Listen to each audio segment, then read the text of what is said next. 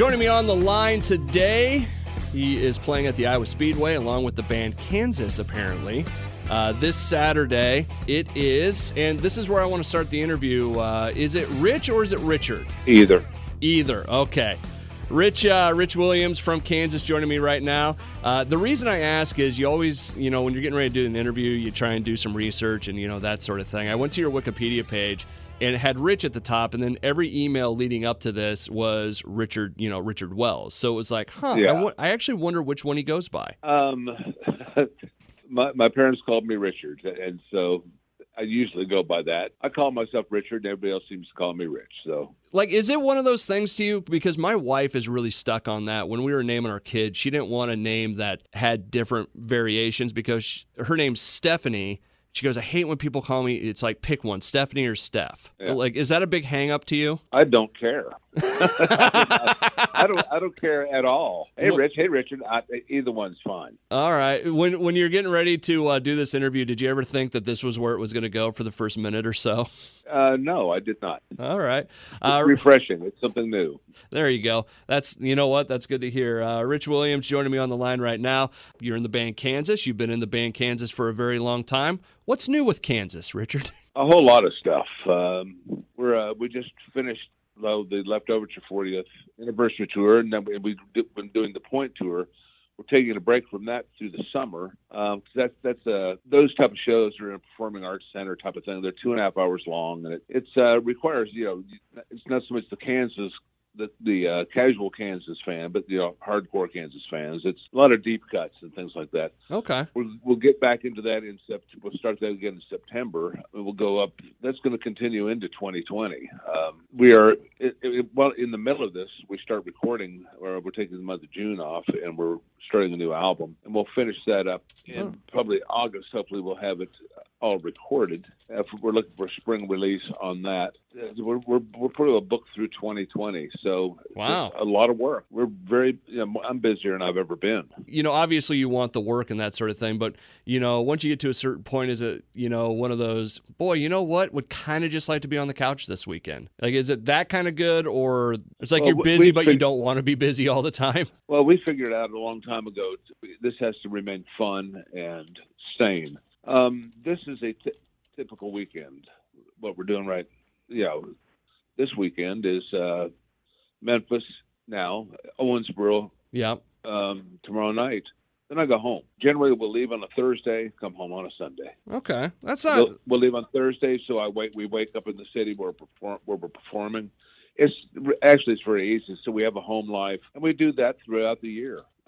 So it's always working, but never killing yourself. Rich Williams from Kansas joining me on the line right now. See, that's the stuff that's really fascinating to me is, not always just like, hey, where are you playing tonight, or, that sort of thing, but it's like the behind-the-scenes stuff that people don't really get about the work that goes into being in a band. You know what I'm saying? Sure. We try to keep it. We try to keep it simple. We've done the bus tours before, and that is work. They're expensive, and you can't just turn around and drive home. So you wind up being out for 2 months at a time. It's a lot of overhead. You got to play 4, 5, 6 times a week because you got a full staff, crews on staff and all that. And it just becomes, you just pull up to a venue, you go and play, you get back on the bus, you drive to the next venue. It's just this, I don't even remember where we played in the bus days. It's just a blur.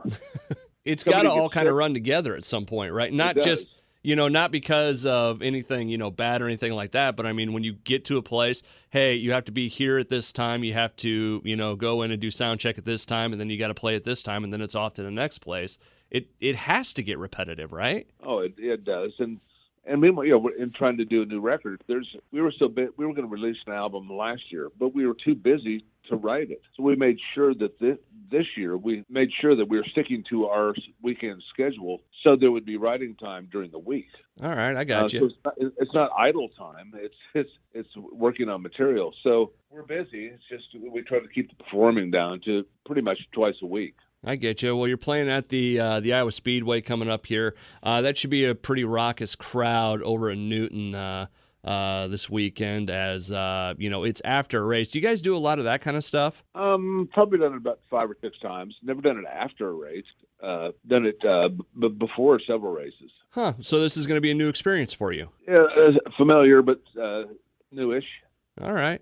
Now obviously you've been to Iowa at some point. Do you have any Iowa memories, like, something that happened here? I know you said, some of the road tours were blurred, but we spent a lot of our early days before we had a recording contract, and we played in the club in Des Moines. We go up there for a 2-week span. Really? And it was a place called Fat Albert's in Des Moines. And it had a name before that. I can't remember what it was now. But that's where when we got our recording contract, we signed it in Des Moines. Really? I did not know that. Yeah. I've been through Iowa many times. Coming from Kansas, it's not far away. No. And I vacationed there as a kid. It was at Lake Okoboji. Yep. I've been there with my parents in Arnold's Park and all that. So yeah, it's very familiar territory. I'm trying to remember Fat Albert. Like I remember the name. I'm trying to remember where that was in Des Moines. On Military Highway. Military Highway. You remember which side of Des Moines that was? Because I don't even know if Military Highway is still around. I believe it's on pretty much the south side, but maybe it's slightly southwest, I think. Oh, maybe Army Post Road? Army Post Road, that's what I'm thinking of. Yeah. Okay. Oh, I wonder if that would have been like, was it Toad Holler did that become? I don't remember. Yeah, that's probably. Super Toad or something like that. I can't remember the name of it, so. All right. Yeah, we played in there, I don't know how many times. We were there for 2 weeks stand. We used to stay at the, oh God, it'll come to me. The hotel is still there. And it hasn't improved any. Okay, I think I know which one you're talking about. We'll keep it's one of those. They probably rent it by the hour now. Those are hard to come by here in Des Moines, but hey, you never know. Rich Williams joining me right now. That's cool. I didn't know you guys had spent so much time in Des Moines. Oh yeah, I saw a lot of concerts at the fairground there when we were Elton John at the fairground. We went. One of the most memorable shows I went to. We went to the auditorium and went to see Humble Pie. And the really? The opening act was the Eagles, and they had just come out. I had a hit on the radio, and everybody was screaming for Humble Pie. You know what's amazing? Have you been? I'm assuming you're talking about Vets Auditorium back then. Sure. Have you been in that area since then? Yeah, we were up. We played up there. Last year and the year before, I think. At the arena? I can't remember where we played. Okay. Yeah, Vets is, like, if you remember it as one way, like for me when I was a kid, Vets was, the big auditorium. They completely gutted that building and turned it into like a conference hall. Oh, It's really kind of crazy. That's why I was kind of curious if you had been in to, get that kind of shock value of, oh, wow, that's crazy how much work they've done in here. So, Rich Williams joining me right now on the line. Kansas playing June 15th over at the Iowa Speedway.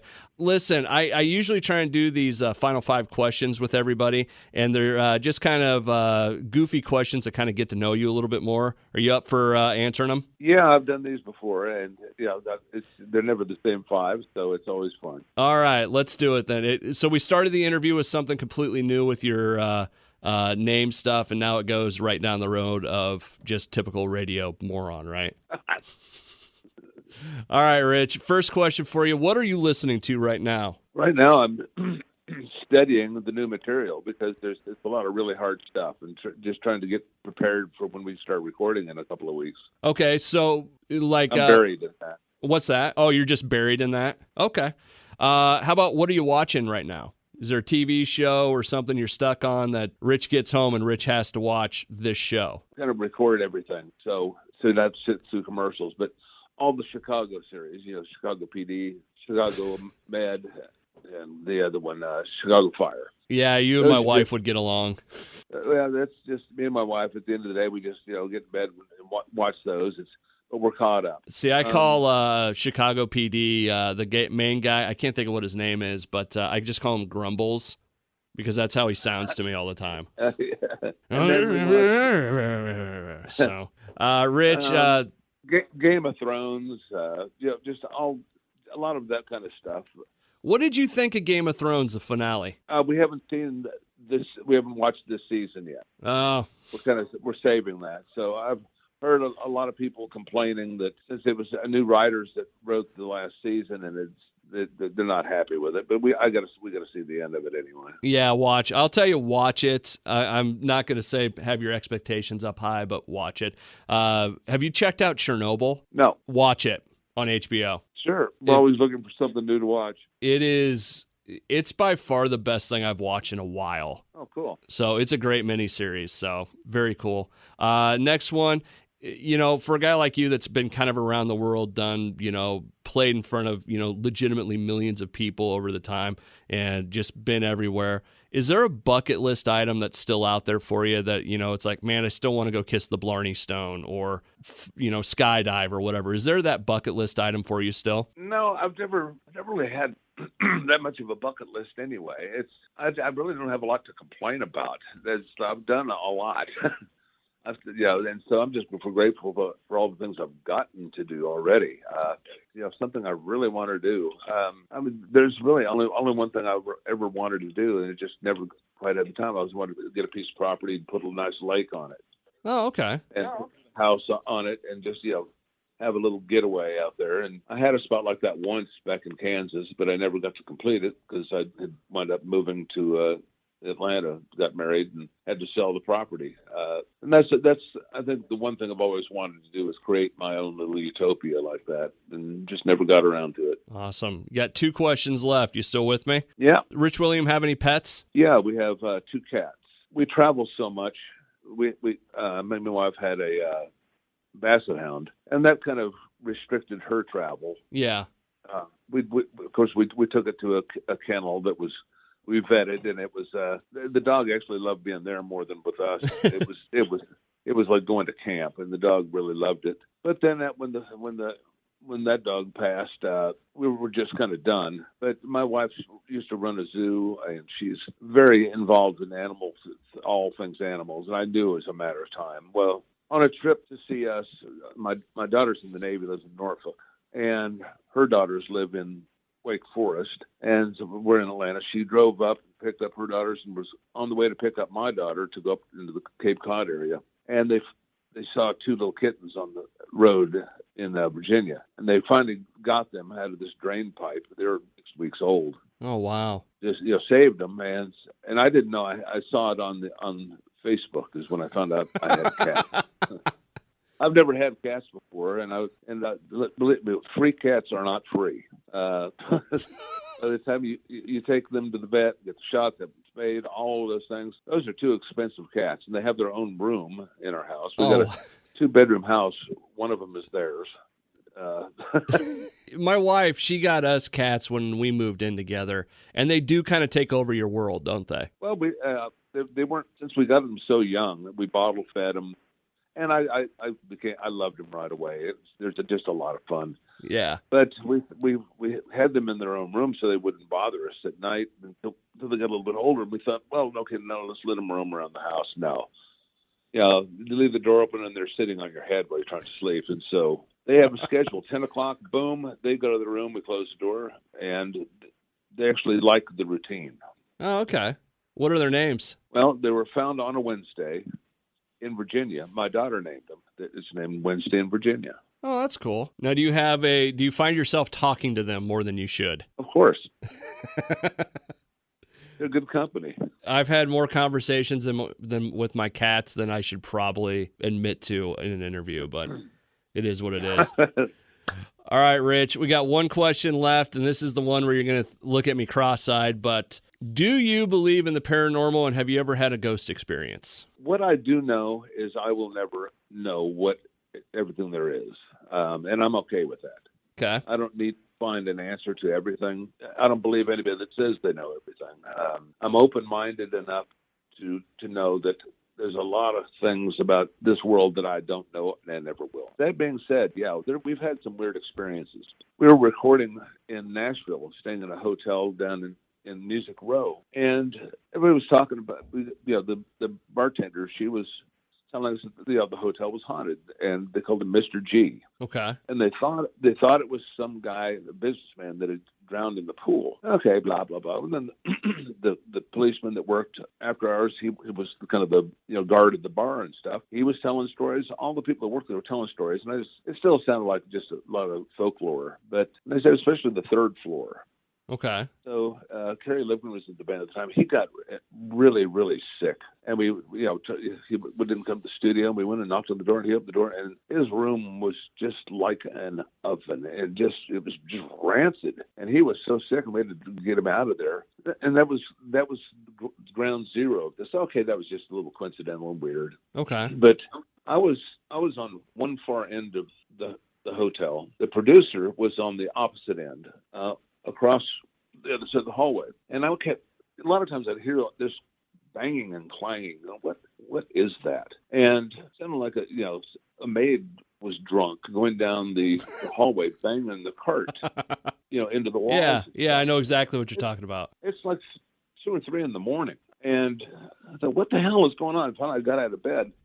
I opened the door, and exactly the same time, at the other end of this hallway, the producer stuck his head out because he heard it too, but there was nothing there. Wow. And so that was weird. So, and there's just a lot of things like that. And then one night I was asleep, and the shutters on the window were slapping against, the glass. And it sounded like people were moving furniture above me. And then, all of a sudden, the sounds were happening all around me, both walls, above. Wow.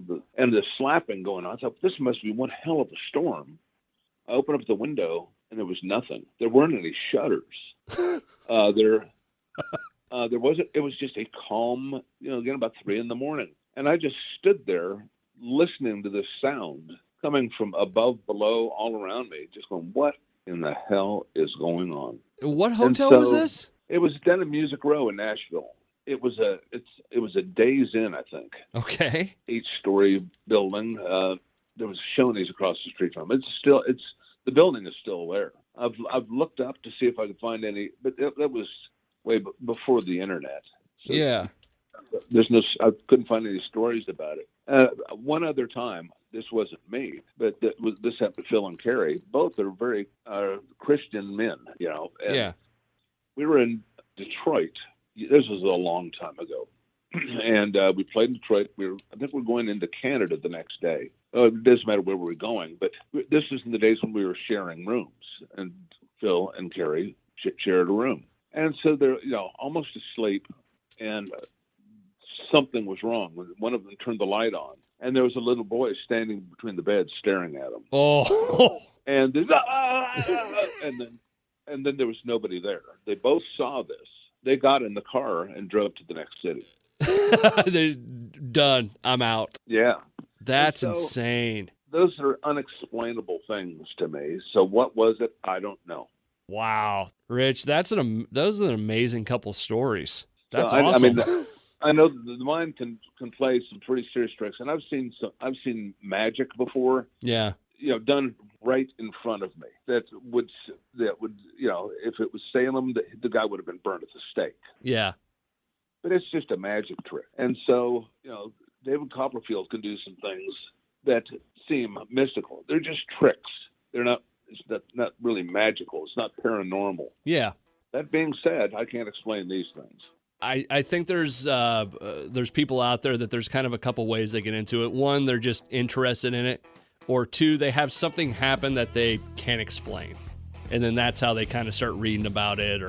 Or sometimes, they just say, nope, it never happened, and we're not talking about it. Uh-huh. So, no, great stories, Rich. I appreciate that. That's awesome. All right, Rich Williams from Kansas. They're playing at the Iowa Speedway. You can find tickets at iowaspeedway.com. Rich, thank you so much for taking the time today, man. I appreciate it. Absolutely. Thank you. All right, have a safe trip. Thank you. All right, have a safe trip. Thank you. All right, have a safe